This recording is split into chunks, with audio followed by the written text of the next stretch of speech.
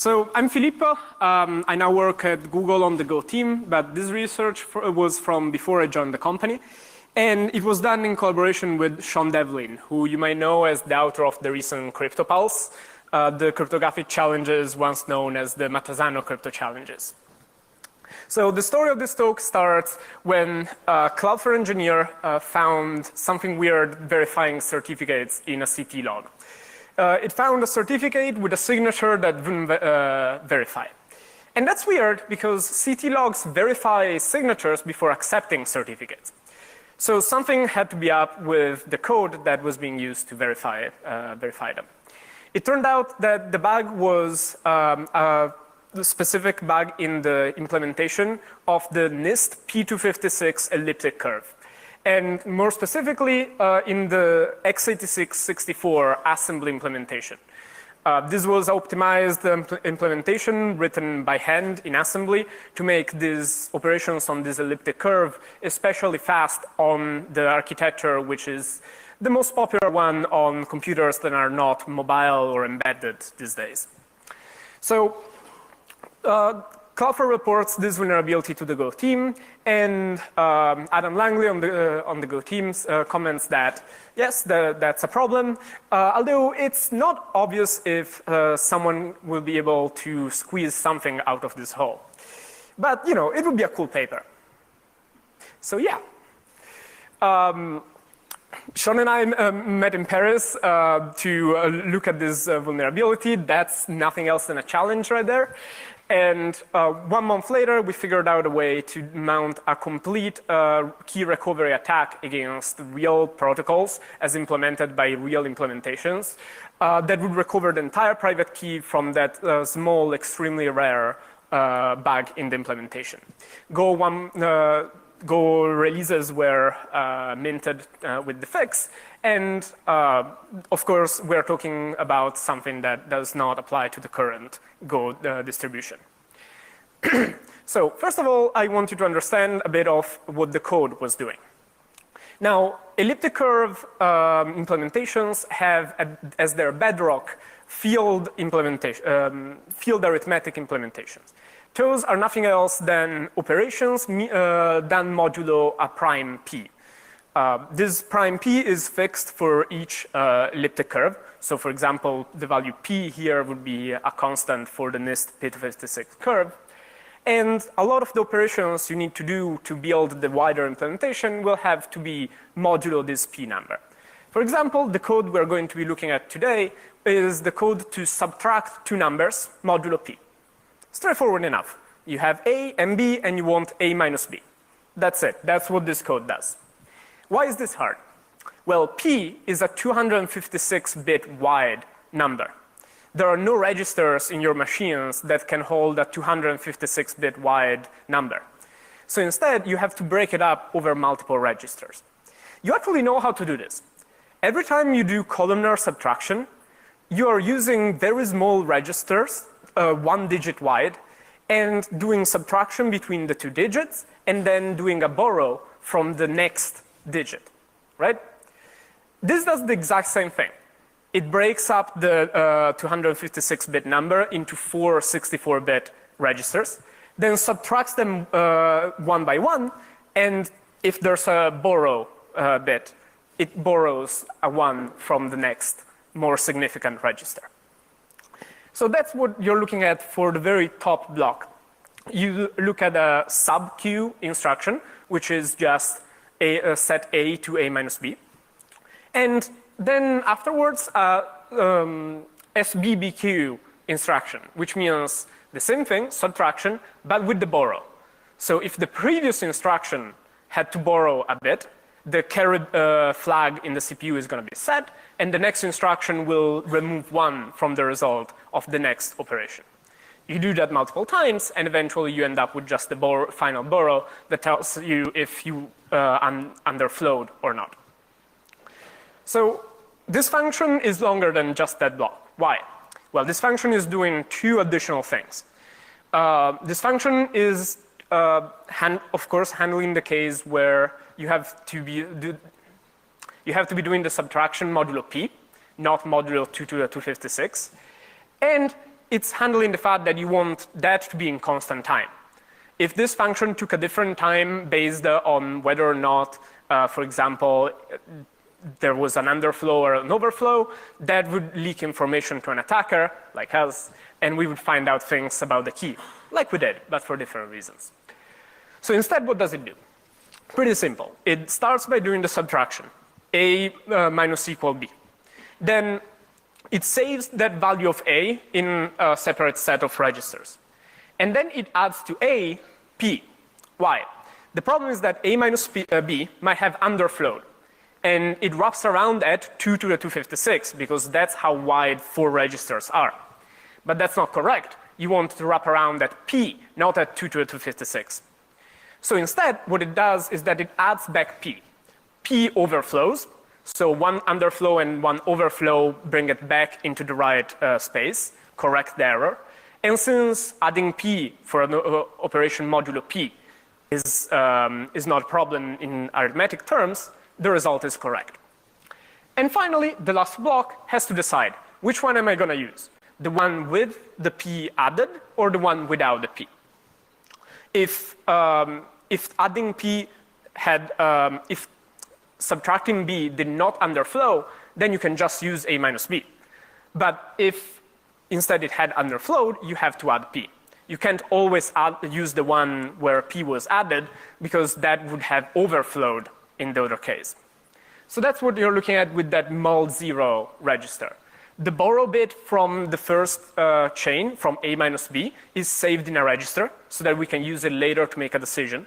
And that will tell us if a minus b underflowed or not. And based on that, it makes a decision with some CMOV instructions. CMOV instructions just, in constant time, copy a value from left to right in this notation based on what the 0 flag is. And finally, there is essentially dummy operation, in theory, that just checks mul0 and uses it to set the 0 flag. Where's the bug? The bug is that dummy operation right there was supposed to be something like add 0 or end 1, something that doesn't actually change mul0, but just operates on it so that the 0 flag gets set based on what mul0 was, so that then we can use it to make the decision in CMOV. But it's not.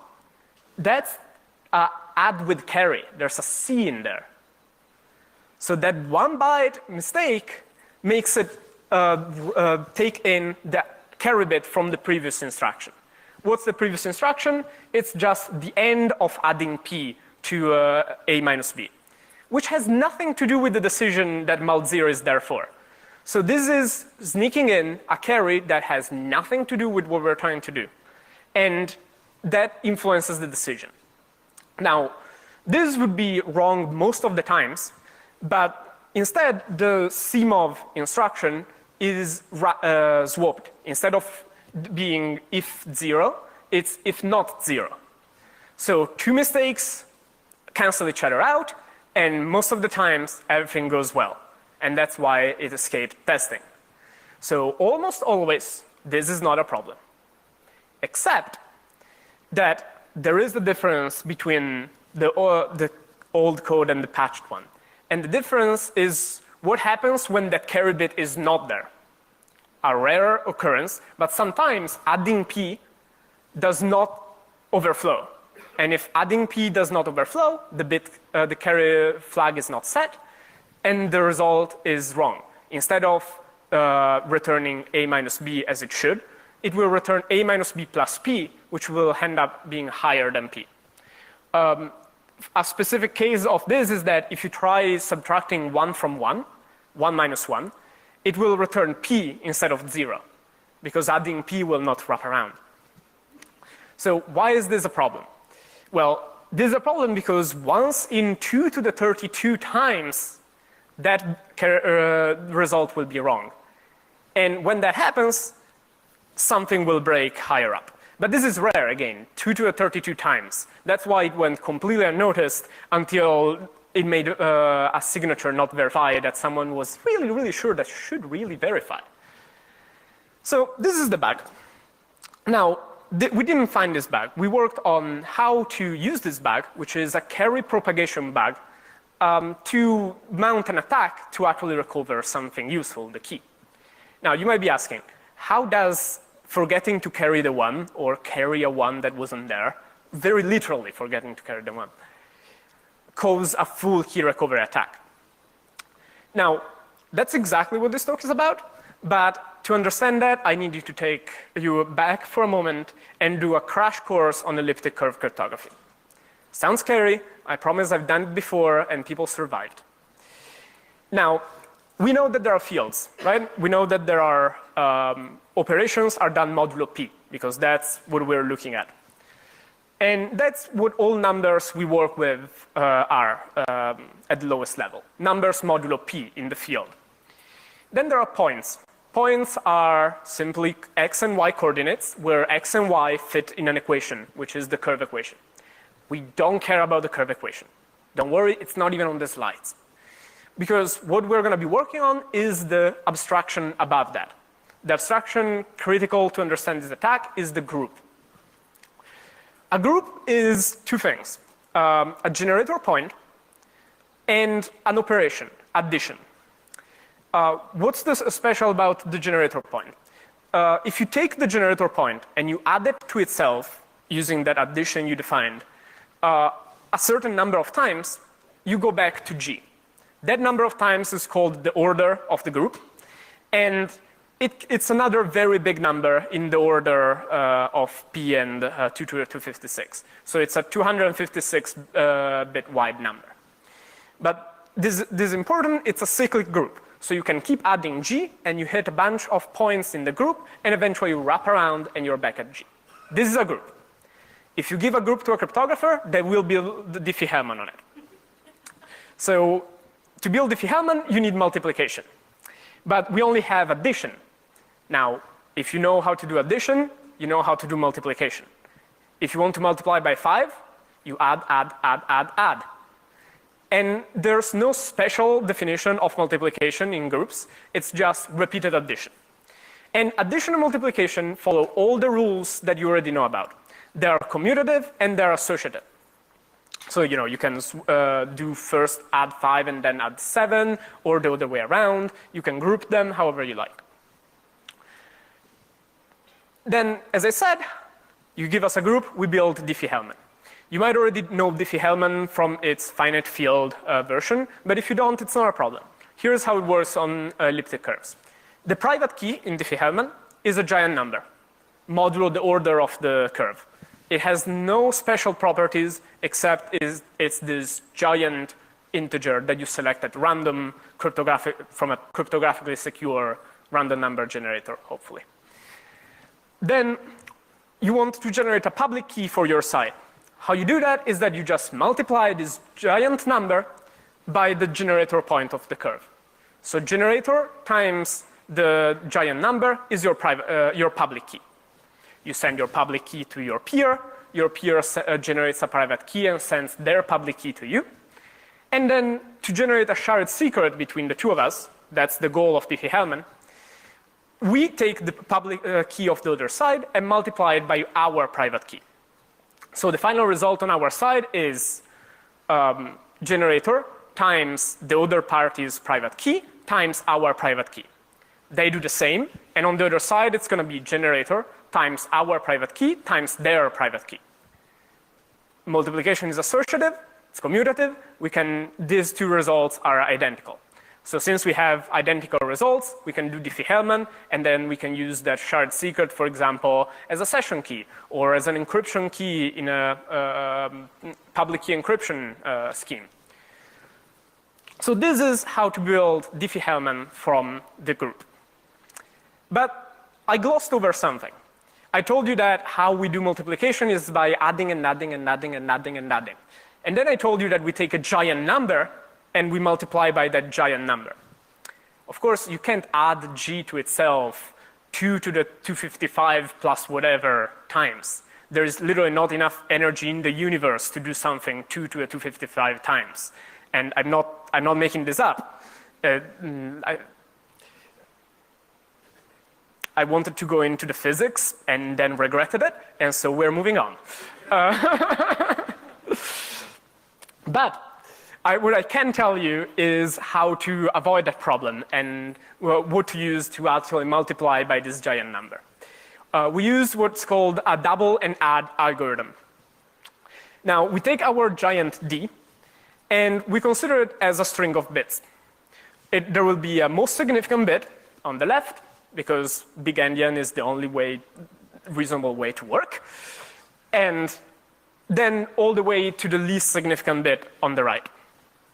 The most significant bit is worth 2 to the 255, then 2 to the 254, etc., etc. What we do is that we do a sequence of operations, that's the double and add algorithm, based on the bits of the key. We want to generate the product Q times D, okay?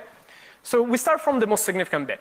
If it's set, if it's 1, we add Q, and since there's nothing, we just take Q for now. Then every time we move down 1, we double. We double the running result we have. We add a double operation to our chain. Now, what happens by the time we are at the end to this Q that we added now? It gets doubled 255 times.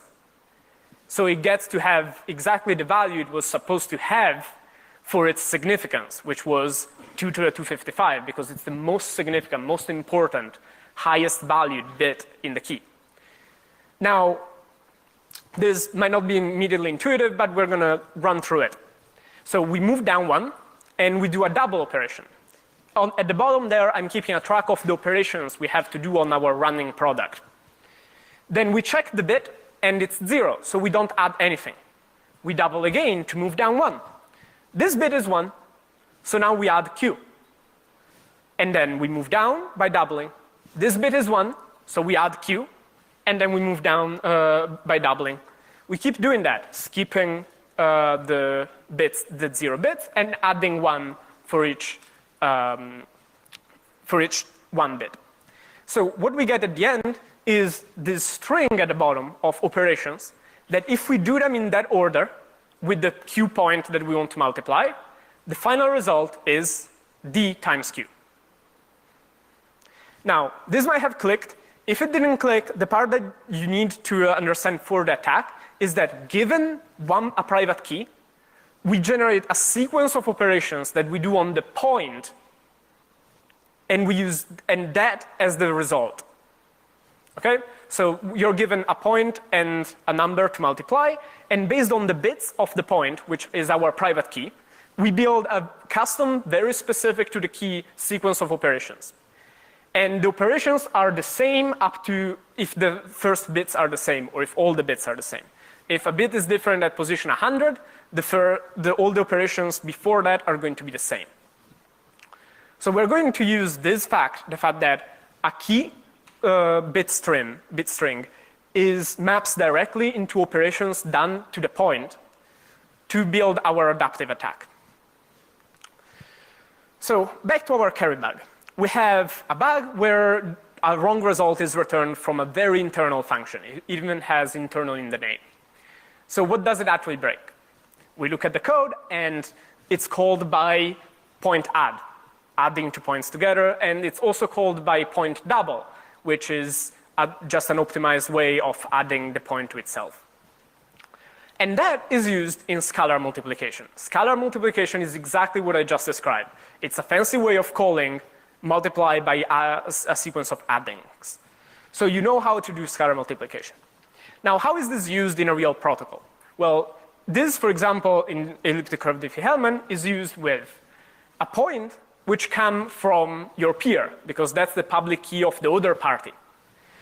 A scalar, which is the giant bit string, which is your secret key that the attacker doesn't know. And the result is the shared secret. The shared secret is going to be what's used, for example, to encrypt this connection we're setting up or to decrypt this message we are receiving. Now, this is used, one way to use this is normal ephemeral Diffie-Hellman, where each part generates a new private key at every run, and we can't attack that. But there's another way of using Diffie-Hellman if you feel brave. And it's by fixing the private key on one side. That's useful because the public key also never changes. So you can, broadcasted, you can put in a certificate, you can deploy it to machines, print it on business cards. And I'm not joking, that's what happens if you try to use it with PGP. So the point is that the private key, the scalar right there, that never changes on our side. While the public key is different every time we do this with a new peer, which might be an attacker. So recapping, scalar multiplication is called with an attacker provided point, a secret private key scalar, and the result, the shared secret, is going to be used to do some interaction with the attacker. Now, what can the attacker learn from this? It learns whether the bug triggered or not. Because if that function at the bottom doesn't work, the shared secret, the result, is going to be wrong. And if that's wrong, the TLS connection, for example, will break and it will terminate. And that's what in cryptography we call an oracle. An oracle is something that has some information hidden inside it that we want to discover, but that we can't see directly. But will answer questions of some sort about this thing. The question we can ask to this one is, if I give you this point, do you calculate the result correctly or not? Now, once we box this into this kind of oracle, that's game over. Because if you give an oracle to a cryptographer, they will build an adaptive attack. Let's see how. So let's say that we have two magic points, okay? One of them breaks if you add it, double it, double it, add it, double it, add it, double it, and add it. And it breaks at that last addition. And from there on, everything is broken. Another magic point breaks if you add it, double it, double it, add it, double it, add it, double it, double it, and it breaks specifically on that double operation. Now, how do we use this to discover a bit of the key? Let's say we already know the first four bits of the key. Based on what the last bit of the key, the fifth bit of the key is, the operations will follow one chain or the other. So they will hit the bug on, it will hit the bug only on one of the 2 points based on what the bit of the key is. So we send both points to our oracle. One of them causes the bug and breaks the connection. One of them doesn't cause the bug and doesn't break the connection. What does that mean? That the one that broke the connection is the one that corresponds to the bit of the key, and we learned a bit of the key. Now, if we learn a bit of the key, it's usually over. Specifically, it's over if we learn a bit of the key, and then we have a way to discover the next bit, given all the previous ones. And how do we proceed on this attack? Well, once we know the first 5 bits, because we just figured them out with these 2 points, we generate 2 new magic points that crash on the 2 different paths of the next bit. And we send them both. One of them breaks, one of them doesn't. We learned another bit. We generate 2 magic points. We send them both. And we keep doing this until we have your key. Now, what's this called is an adaptive attack. And it's adaptive because we can't generate the 2 magic points to find bit 6 unless we know bit 5. And that also means that we can pre-compute points for all the possible chains because there are as many chains as there are keys. But we can generate points for the 2 possible chains for the next bit that we don't know, given all the previous ones. Now, we were extremely proud that we had figured out this attack. If anyone in the room is in the academic career, they will know the feeling then of going to the literature and finding that Billy Bob Bromley figured this out in 2011 before us. So the attack is pretty much the same thing, although this was against a 2006 bug, 2007 possibly, and it was published in 2011. So there was a bit of consolation in the fact that it took a few years to notice that that bug was exploitable, so we're still pretty happy. But the paper is eerily similar. There is a bug, it's not the same, it's not in the same function as I've shown you, but there is a bug in OpenSSL. It does the exact same thing. It breaks, and you can generate 2 magic points that break based on the 2 bits, and you can send them both and build the same adaptive attack. Now, it's exactly the same, except that it's absolutely not the same in terms of implementation. And that's because the Go implementation was using certain optimizations based on the work by Krasnov and Guaron that they applied in the meantime to OpenSSL too, which speeds up that double and add sequence by a lot. Instead of looking bit by bit, one bit, add a point, double, maybe add a point, double, maybe add a point, double. Instead, it looks at chunks of 5 bits in a specific encoding based on the Booth algorithm, which is from the 50s. Not kidding, not wrong, paper from the 50s. Still speeding up things. But at the end of the day, what it's doing is that it takes windows of 5 bits, and for each window, the value can be from -16 to +16. And instead of adding 1 and then doubling, it will add or subtract 1 to 16, and then double 5 times to catch up, to move down.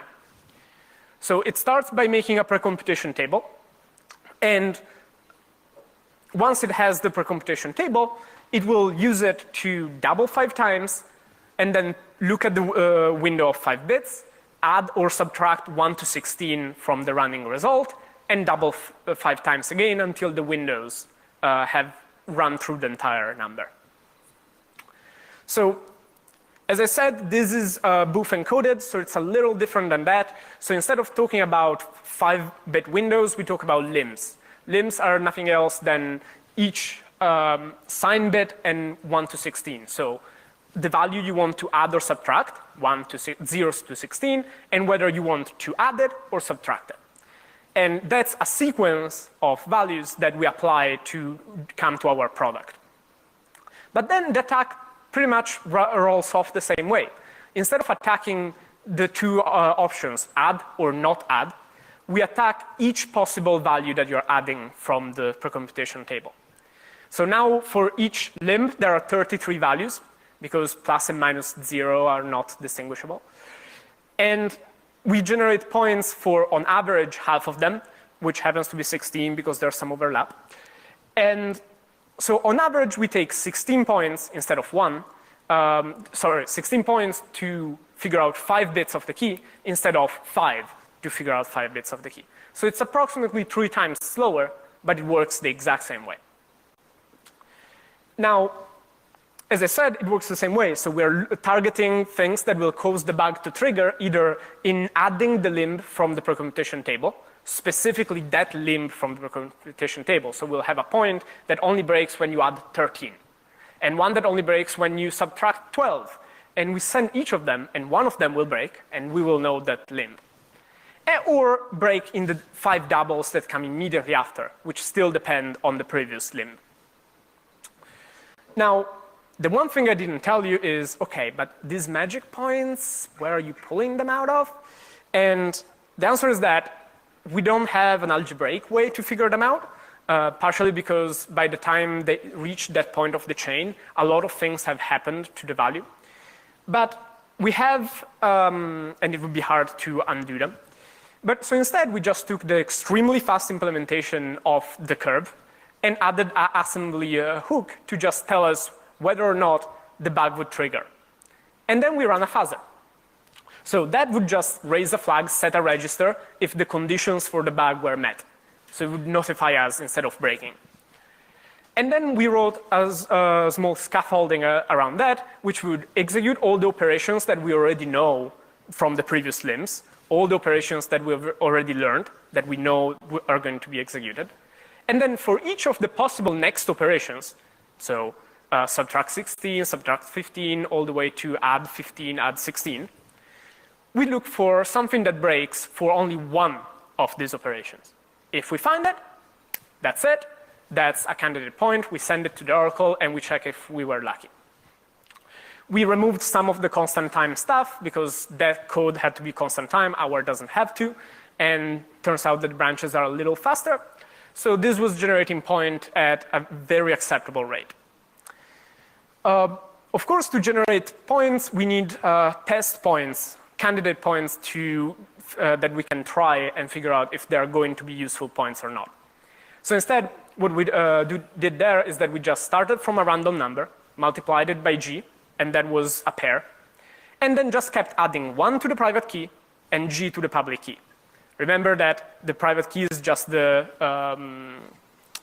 thing we're going to multiply G by. So if you add 1 to the private key and G to the public key, you have a new pair of valid points, point and private key. Why do we need the private key? Because the only way we can ask the oracle, does this point cause a bug, is by checking if the whole protocol works correctly. If we don't know our private key, there is no way we're going to know if the other side made a mistake. So this worked out. We had magic points for all the different values we wanted. We added some post-processing because there were plenty of false positives. But eventually we had a steady stream of points that would only break at that specific point for that specific operation. So we know how to proceed in the attack once we know a few limbs. We know how to find the n+1 limb if we know the nth limb. Now the question is, how do we start? How do we find the first limb, the first 2 limbs? You could think, you do the same thing, right? You generate a point that only breaks when you take 3 from the precomputation table, because that's the first limb, and you multiply it, you double it 5 times. And you do that, you generate it, you try it, and what happens is that it also breaks for 6 and for 12. Why? Well, 6 in the precomputation table is nothing else than 3 doubled. So if you find a point that breaks when you take 3 and you double, double, double, double, double. That will also break when you take 6, which is nothing else than 3 double, and then you double, double, double, double. So it's going to break sooner, but we don't have visibility into when it breaks. We only get to know it worked, it didn't work. And it will break also for 12, because 12 is again 3 double, double. So it will break after you do double, double, double. So how do you fix this? You generate 3 points.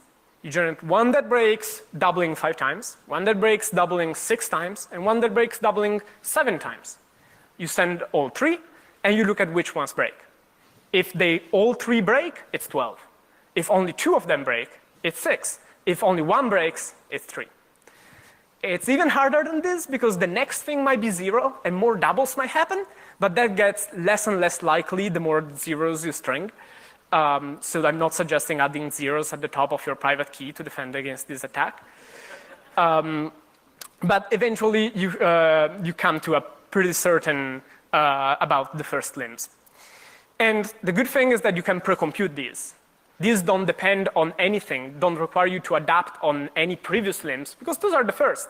So we can pre-generate these and have them forever, and all the attacks we can use them. So we now know how to start and how to proceed. We can recover the entire key. And I can see you're tired, so for a change of pace, we're just going to chat about kangaroos now. Aren't they cute? But we're actually going to use kangaroos to finish the attack. So we're going to use the polar kangaroo attack to find the last bits of the key. We could just run the oracle until the end, but this makes it much faster and, more importantly, allows us to find the result offline. It's optional, but it's fun to learn about. It's also fun because now I had an Australian dispute this, but Pollard in a cryptography paper maintains that this is true, and I'm not arguing with Pollard. So apparently, kangaroos jump based on the ground under their feet in the point where they're jumping from.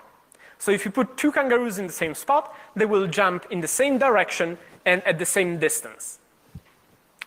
How do you use this? Because, well, what if you have to catch kangaroos? You had some times to catch a kangaroo, right? That's annoying. So what you do is that you take a tame kangaroo, which of course you have laying around because you have a tame kangaroo, and you put a GPS tracker on it, and you let it loose. It jumps a lot, it makes a lot of footprints, and eventually you go pick it up. It made a lot of jumps, and you go pick it up, the kangaroo. And in place of the kangaroo where you found it, you put a trap right there. Then a wild kangaroo is hopping around. Now, it's very unlikely that the wild kangaroo will step into the trap, right? But it's more likely that we'll step into the footprints of the tame kangaroo because it left a lot of those. And we know that if it steps in the same spot, it will keep jumping the same way from there on. And so eventually it will end up in the trap. So this is how you catch kangaroos. And that was it. That was the end of the talk. Like that's it. But if you really want to use it for elliptic curve cryptography, you just have to define how a jump is defined in an elliptic curve. Now, we can define it by taking a point, hashing it, and adding it to itself. This operation, qn plus 1, will depend only on qn. So it has the property of the kangaroo jump, that it only depends on the starting point. The next step depends on the starting point of the point. A lot of points. So we use this to catch kangaroos by, to find private keys by taking a tame point. A tame point is one we know the private key of. And we make it do a lot of jumps. And then we only save the final position. We don't save all the intermediate states. We save the final position and how much distance the private key has traveled effectively to get there.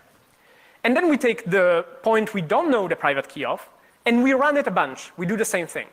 We hope that it will intersect at some point with the chain that the tame one did. And if it does, it will end up in the trap by ending up exactly the same as the chain that we started from a known point. Since we know where the chain ends, and we know how far the wild point traveled, we can backtrack, and we find the private key. Now, this is actually a valid algorithm to find private keys for full-fledged attacks. But of course, you can't apply it against a 256-bit key because, again, heat death of the universe, yada, yada. But the advantage of this attack is that if you know that the private key lies in a range, it's as if you knew that the wild kangaroo is in an area. And if too much time passes, it probably escaped, and you can start over. So this is useful when you know that the private key lies in a range. And we know that the private key lies in a range when we know a bunch of limbs already, and we just don't know how the number finishes. It will have to be between the known limbs and 0, and the known limbs at 32. So that's a range, and this is a more efficient attack. I swear I didn't make this up, and it comes from the same paper from which the raw attack comes, which is the attack to find private keys. So now that we know how to start, how to proceed, and how to end, we just need a target. Now, as I told you, you only use elliptic curve Diffie-Hellman in ephemeral static way, where the one private key is fixed, if you're extremely brave. And we know that usually cryptographers shouldn't be brave, but we also know that sometimes programmers come and they're like, man, I want more choice. I want to be able to use any primitive I want, and I want to be able to combine them however I want, and I want to have to choose them, and I don't want you to give me any guidance about which ones to use, because I'm a mature adult programmer and I'm going to use what I want. So Josie was built based on that understanding, and it allows you to use anything, including elliptic curve Diffie-Hellman in ephemeral static mode. Now, if you couldn't tell, I was sarcastic, and friends don't let friends use Josie and JWTs. But people still use them. So we just find ourselves off-the-shelf Go implementation. This is no fault of their own. And we check that it does support elliptic curve Diffie-Hellman in ephemeral static way, because of course it does. And we build it with a vulnerable version of Go, maybe the last one before the patch was applied. And we build a small service, something that publishes its public key and accepts encrypted messages. And there will be either a timing difference or an error difference between this does not decrypt and this decrypts, but I don't know what you sent me. So that's our oracle. This does not decrypt, triggered the bug. This decrypts, but I don't know what's in it, did not trigger the bug. And we just use that to build our adaptive attack, and we recover the entire key. We actually built this, and we built this with the infrastructure where there's a small dispatcher program running on a laptop or anything, maybe with ngrok exposed. It runs our HTTP server with 2 endpoints. Work, which allows a pool of workers to ask, okay, what should I fuzz next? And then result, which is for when, hey, I found a useful point. Here's it. It has a short timeout, so if someone else finds if you find the limb and you want to move on to the next limb, all the workers will check in soon to figure out more work. And the workers can be anything. They can be cloud instances, pod instances, preemptible instances, botnet instances, whatever you like. They just have to be able to connect to an HTTP endpoint, ask for work, and do some work. So this scales horizontally as much as you want. And it allowed us to do the attack from top to bottom for a full recovery of the key. So here are some numbers. For each key, there are 52 limbs, ignoring the kangaroos. For each limb, you will need on average 16 points before you strike the right one. And each point requires about 2 to the 26 tries to find a candidate point. So about every limb is 85 CPU hours, which clocks the entire attack at less than 5,000 CPU hours, which you can buy from the cloud for less than $50. So you can run the attack, and it will take about 800 and spare queries to the Oracle, less if you have a lot of kangaroos, and $50 in offline computation, and you will have the key. So now we're going to have a live demo in which I'm going to attack a live running server from the conference Wi-Fi. Of course I'm kidding. I'm not that brave. Instead, we're going to have a recording of exactly that happening. This is a UI built by Sean where you can see each remaining candidate for the next limb. And in red, all the candidates that we found a point for, and we sent it, and it was not the right one. And in green, the ones that we sent, and it did cause the bug, so we know that that's the limb. It's sped up, yes, I'm cheating. As I said, not that brave. And also, you don't have the time to stay here and see it run. But what's beautiful about this specifically sped up is that you know how those Hollywood movies that depict hacking in all the wrong ways, and there are these people with these UIs where the numbers spin very fast, and then it finds one and moves to the next one, and then it finds that and moves to the next one, and we're all like, that's absolutely bullshit. That's not how any of that works. It is. It is. It really is. I love this. The reason cryptographers get into adaptive attacks, it's not the papers. It's that you can build these UIs. Look at the key at the bottom, slowly being stopped. Yay! Look at the key at the bottom, slowly rolling and appearing more and more as more bits are figured out. So yes, this is beautiful. Now, we could stay here, stare at the demo for a little while. I love it. You probably don't. So moving on. What? How long did this really take? So in real time, this really depends on how many workers you have, which depends on how brave you are, because you have to decide on one side, it will make it faster and save me time from my life. On the other side, if I forget to turn them off, that's going to cost me a fortune. So this one took a few hours, I think 12.